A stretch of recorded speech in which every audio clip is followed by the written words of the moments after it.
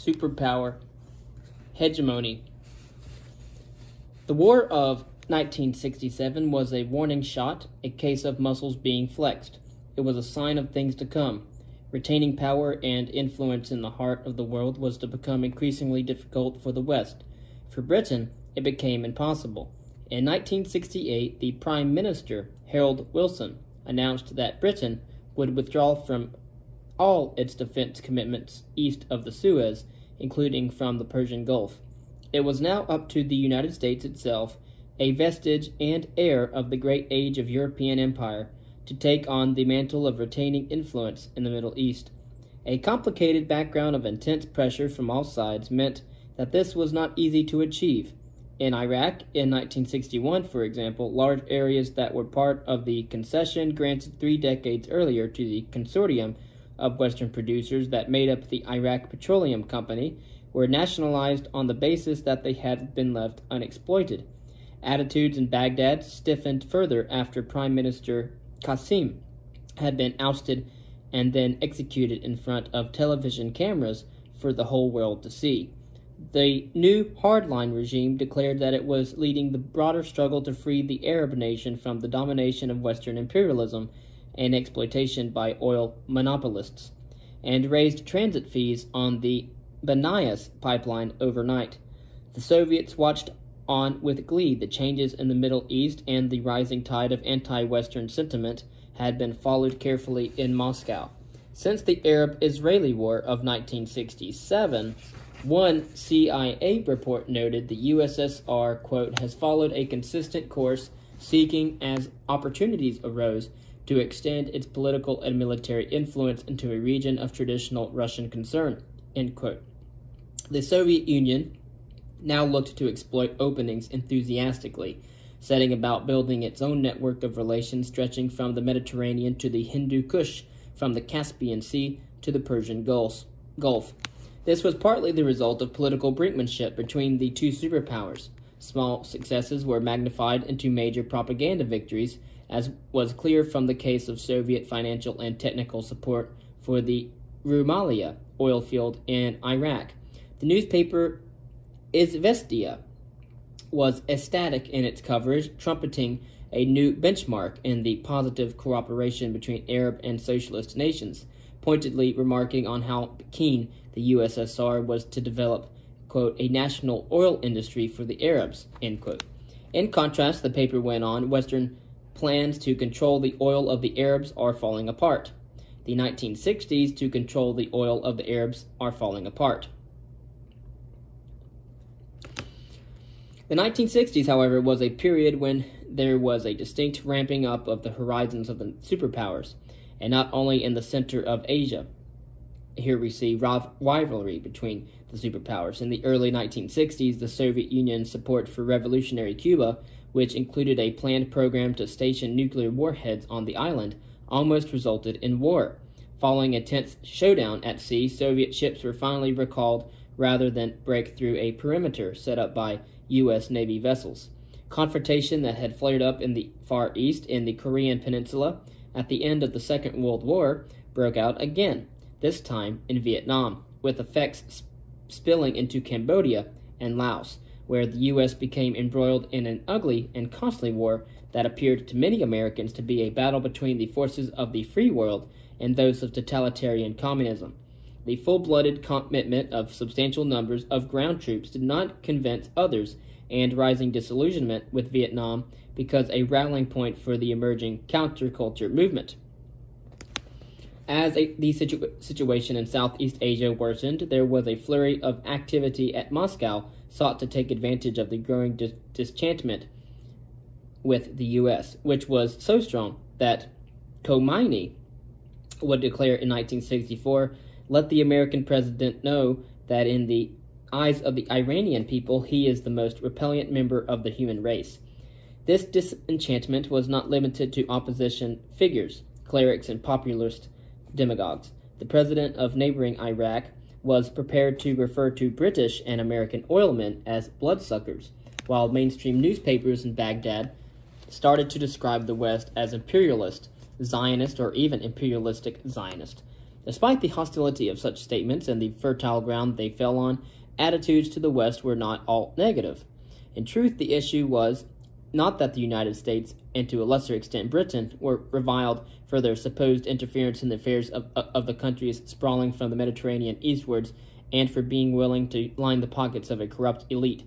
Rather, the rhetoric masked the imperatives of a new reality where a region that had become peripheral over the course of several centuries was re-emerging as a result of the natural resources lying in its soil, the plentiful supply of customers willing to pay for them, and rising demand. This fueled ambitions, and in particular, the demand not to be circumscribed by outside interests and influences. It was ironic, then, that a new battleground now emerged where the superpowers jostled for position as part of a new great game, seeking to exploit each other's weaknesses. Iraq, Syria, and Afghanistan were delighted to be awarded soft loans to buy Soviet weapons and to have highly qualified advisors and technicians dispatched from Moscow to build installations that might prove useful to their wider strategic ambitions. These included the deep water port at Qusar on the Persian Gulf, but also 6 military airfields in Iraq, which U.S. intelligence quickly realized could be used to support a Soviet naval presence in the Indian Ocean. This was part of Moscow's attempt to build its own series of contacts and alliances to rival that of the Americans. Not surprisingly, then, Soviet policies were identical to those that had been pursued by Washington since the Second World War, whereby the U.S. established a number of locations that allowed them to keep one eye on the security of the Persian Gulf and Indian Ocean, and another on either monitoring Soviet activities or creating forward attack bases. This was now replicated by the USSR. Soviet warships were redeployed to the Indian Ocean at the end of the 1960s to support new revolutionary regimes that had taken power in Sudan, Yemen, and Somalia, following years of careful cultivation by Moscow.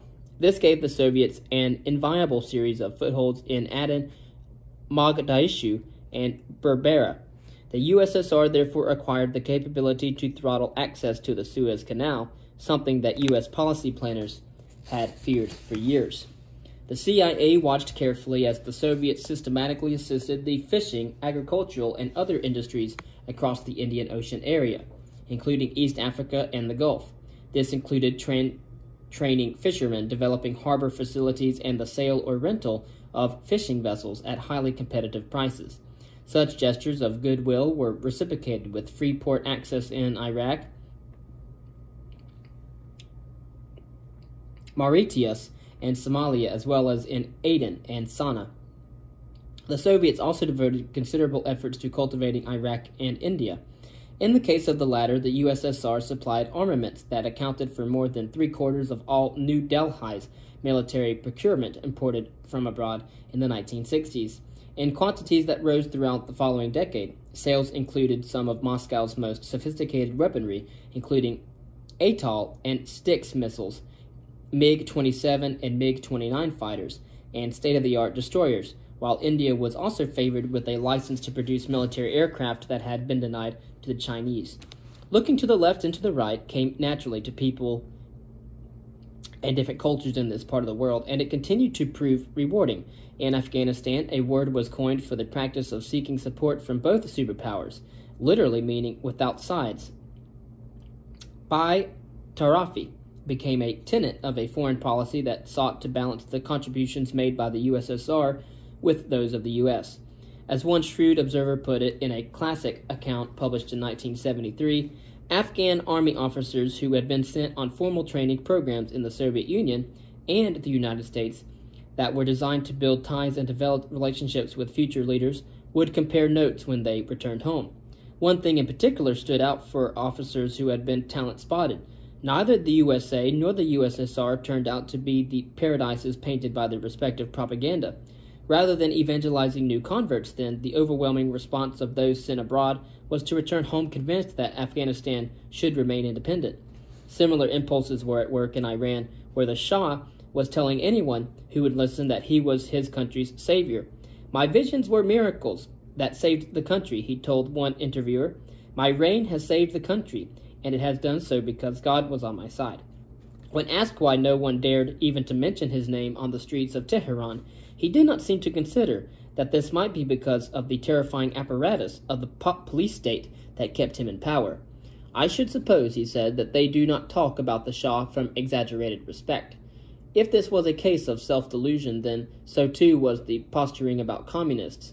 Communism is against the law, the Shah told his interviewer defiantly. It follows that a communist is not a political prisoner, but a common criminal. They are people we must eliminate. In almost the next breath, however, he declared proudly that Iran enjoyed good diplomatic and trade relations with the Soviet Union.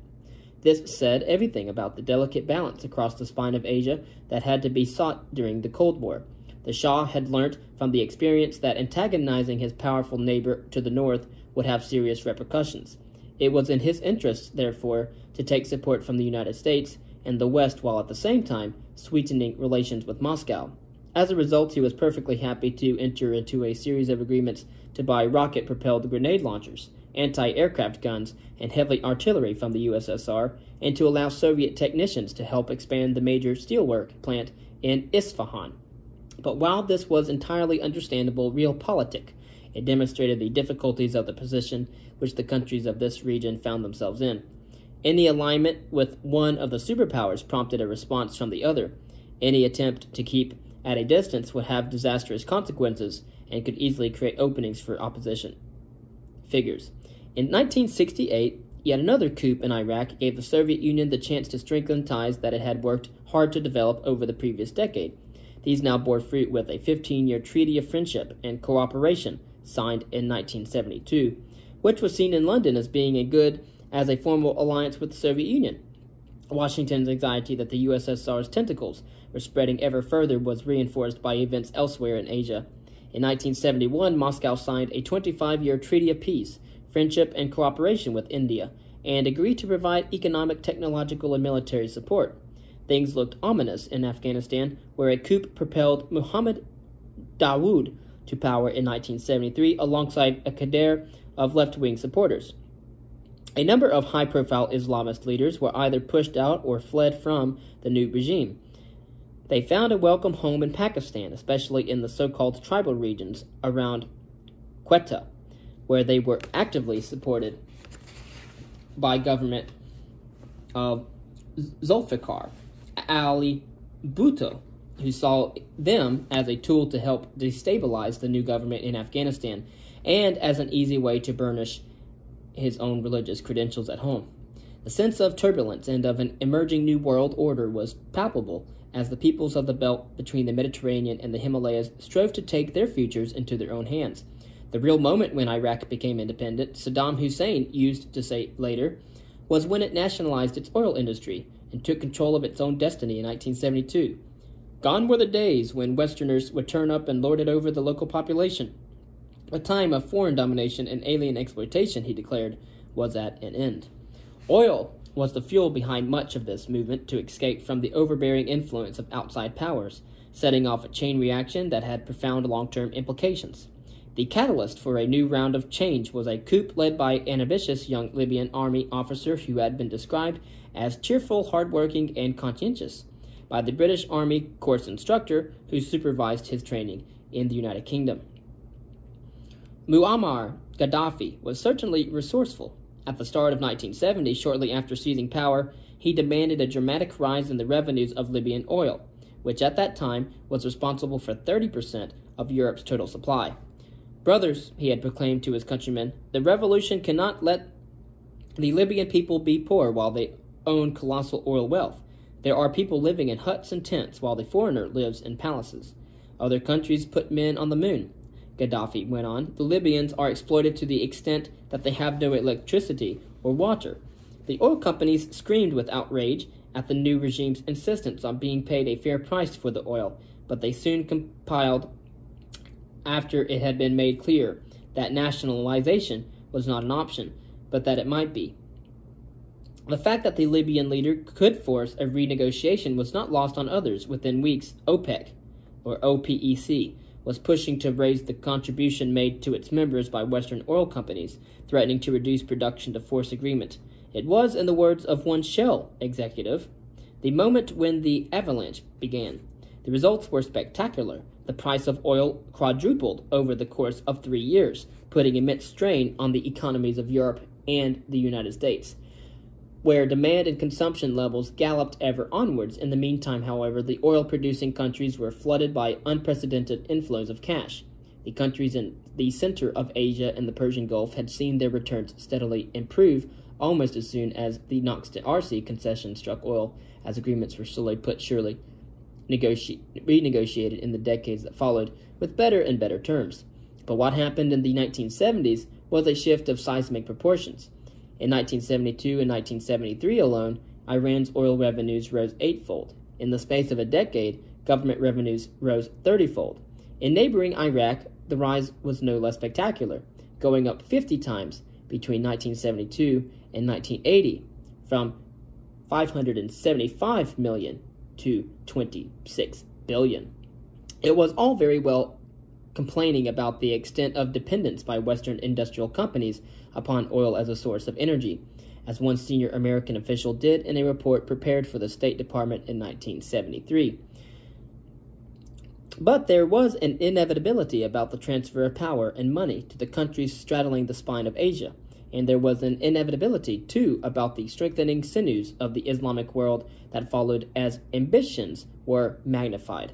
The most dramatic expression of these came with a renewed effort to dislodge the totemic symbol of outside influence in the Middle East as a whole, Israel.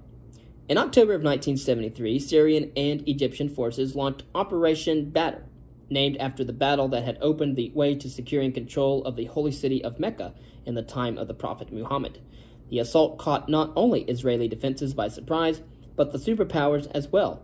Hours before the attack began, a CIA report confidently stated that we relate low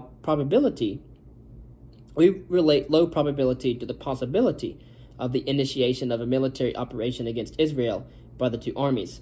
Despite the knowledge that the Egyptian and Syrian troops were gathering near the border, they were doing so either as part of a training exercise, the report concluded, or in fear of offensive steps that might be taken by Israel. Although some have argued that the KGB appeared to have been better informed of the plans, the expulsion of Soviet observers en masse from Egypt a year earlier shows how strong the desire was to settle scores locally, rather than as a part of the wider struggle for Cold War supremacy. In fact, the USSR had been actively trying to calm tensions in the Middle East and seeking military relaxation in the region. The impact of the conflict shook the globe. In the United States, the military alert level was raised to DEFCON 3, indicating that the risk of a nuclear launch was considered to be imminent and higher than at any point since the Cuban Missile Crisis of 1962. Think about Fidel Castro and JFK, for instance. In the Soviet Union, the focus was on containing the situation.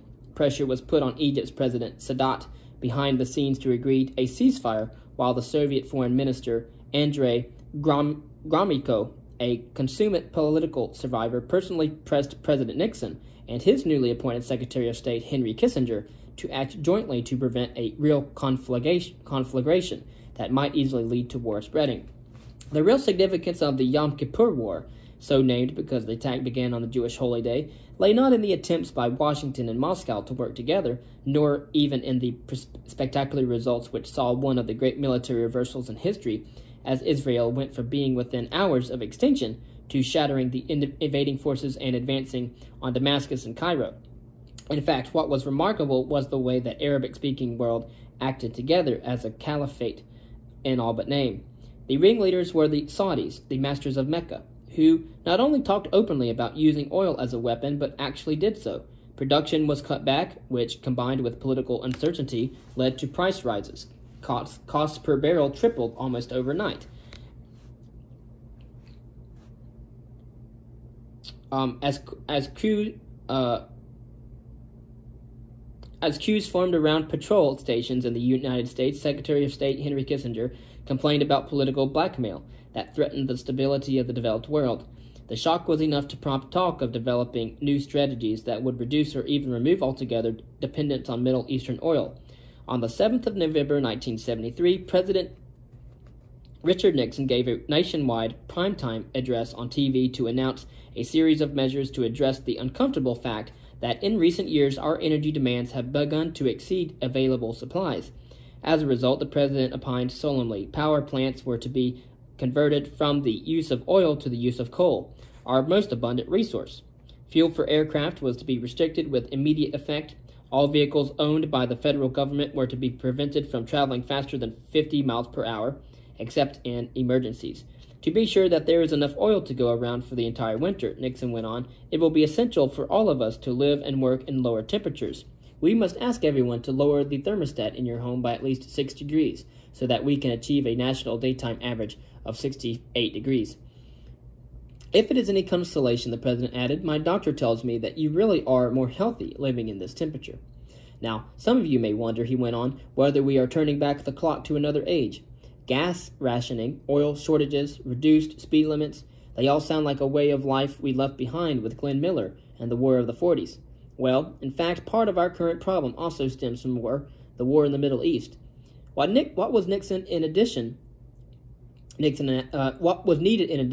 announced, was a national goal, an ambitious plan to enable the U.S. to meet its own energy needs without depending on any foreign energy source. Christened Project Independence, the proposal was to be inspired by the spirit of Apollo, a reference to the space program, and the Manhattan Project that had given the West nuclear weapons and the ability to destroy the world. The U.S. was a superpower, but it was also intensely aware of its weaknesses. It was a time to find alternatives and thereby decrease dependence on and the importance of Middle Eastern oil. The volte-face produced some unexpected side effects. The general reduction of highway speed limits to 55 miles per hour, a step intended to slow consumption, led not only to a fall in consumption over 150,000 oil barrels per day, but also to a major reduction in the number of traffic accidents nationwide. In December of 1973 alone, statistics from the National Highway Traffic Safety Administration suggested a fall in fatality levels of more than 15% as a direct result of lowering speed limits. Studies conducted in Utah, Illinois, Kentucky, California, and elsewhere demonstrated clearly the positive effect that lowering speed limits had on saving lives. The importance of reducing energy usage prompted American architects to start designing buildings that placed greater emphasis on renewable energy sources. It marked a watershed moment, too, in the development of the electrically powered car, encouraging extensive research into the stability and efficiency of a series of competing systems, including aqueous, electrolyte, solid-state, and molten salt batteries, which laid the basis for the hybrid cars that reached the mass market decades later. And as you know, going to energy as a renewable resource is a lot better than using oil and having to depend upon other Middle Eastern countries. Energy became a high-profile political issue, with the governor of Georgia and soon-to-be presidential candidate Jimmy Carter vocal in his calls for a comprehensive long-range national energy policy. Congress agreed to invest heavily in solar power, while increasingly sympathetic attitudes emerged towards the nuclear industry, which was perceived as technologically reliable and as an obvious solution to energy problems. Rising prices now justified prospecting for oil in areas where oil production had previously been commercially unviable or prohibitively expensive, such as the North Sea and the Gulf of Mexico. Offshore platforms led to rapid technological advances in drilling in deep water locations and to investment in infrastructure, pipelines, rigs, and manpower. But none of these were immediate solutions. They all required research and investment, and above all, time, turning down the air conditioning in federal buildings, allowing appropriate relaxation of government employee dress standards, and greater use of car sharing, as President Nixon ordered in a memorandum in June of 1973, were all very well, but such measures were unlikely to resolve the actual problem.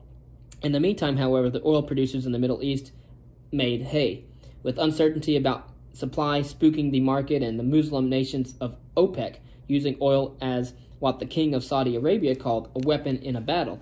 Prices raged almost out of control. In the last 6 months of the year 1973, the posted price rose from $2.90 per barrel to $11.65 per barrel.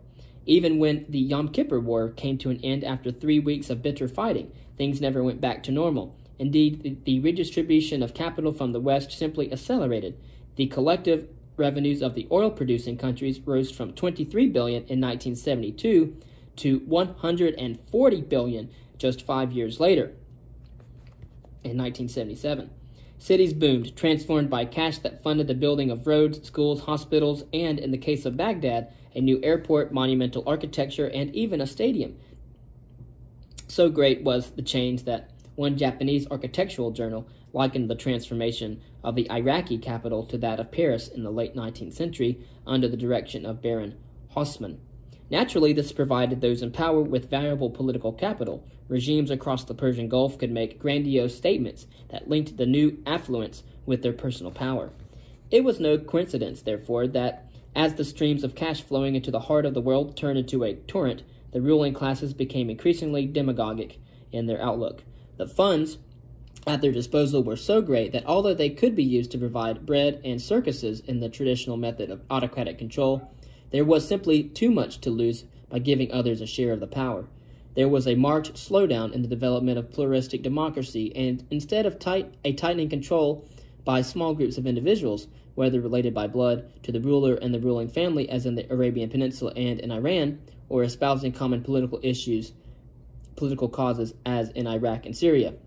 Dynastic rule became the norm at a time when the industrialized world was actively breaking down barriers to improve social mobility and loudly trumpeting the merits of liberal democracy.